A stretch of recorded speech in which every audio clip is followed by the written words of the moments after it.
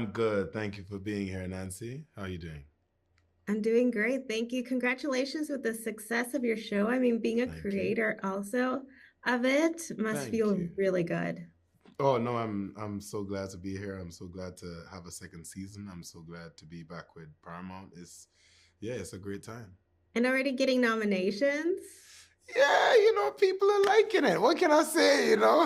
All we do is focus on the work, but we're grateful whenever people recognize us. Very rewarding to be doing something you love and then Mm, also being recognized for yeah. sure. It feels, So, yeah, it does feel valid. It feels validating for not just myself, but for the creators who are also doing what we're doing. so what do you feel is the secret of its success? I don't know. I think the team. I genuinely think our team is the reason for our success. We have such a diverse um, group of creators, of artists who work on it, and everybody, regardless of the department, throws their all into it. So I do think that is the reason for our success is the gang. We're locked in. For the second season, it's like this other face, right? Mhm. First season, it was about trying to achieve, a film, getting something out Mhm. there with your name. And it's a very meta story because that's part of your career. For sure, it is. Yeah, season one's very much like a self-reflexive story of not just myself, but again for my friends. Of we all want to make the film that gives us that break. We all want that thing, and it just felt important not to show an artist try to do it, but to show everything else around it. Like like I keep saying, I've been in this industry a long time. I've been broke for like 90% of it. So like it would feel disingenuous to not show that. So and that's also just makes it relatable about, you know, what it's like to try to cut against the grain. And now trying to maintain a Right. job but like in this season, it's like you want to be more meaningful, have substance, but Mm-hmm. yet also this fight with integrity and having money. Mm-hmm. Mm-hmm. And I feel like there's always this dance or this balancing act of um finance and integrity. I guess it feels like that sometimes.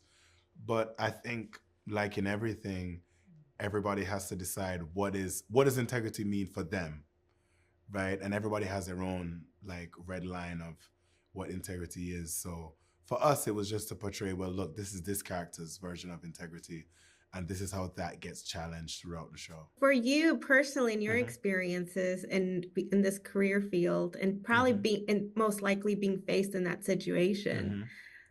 what do you think feel has worked for you? I think I've been fortunate in that Dreaming Was Black is such a like reflection of the industry, and obviously it's done within, yes, a team, but also people see my voice in it. That I don't quite have the same problems because it was my first job, right? So they've watched it. Like anybody who watches the show and then meets me afterwards know that I've made jokes about the fact that we only get gangster roles, or I've made jokes that we only make World War II films, or I've made jokes about all the stereotypes which we kept getting offered. So I think for me, fortunately, when I go into those rooms, they like if they've decided to meet me, they know that like, yeah, don't go to Adjani with this new gangster thing of hood number 5, right? Because I might just write about it. Um, so I guess I've been me being upfront with who I am and what my value system is has almost protected me from some of the more nefarious ideas out there. And to wrap up, I Mm-hmm. have to ask, and maybe it's not about the show, but I want to know, how do you maintain the volume? Because I dig hair volume and you do it Listen, so well. this is 13 years now. I've been growing my hair, and what started as just something cool kind of became a statement, and then obviously I started acting, and it almost became not necessarily a symbol, but I remember someone saying to me, and we were doing auditions, and an older actor came in, and he was like, you know, I never thought I would live long enough to see an actor like you be a leading person.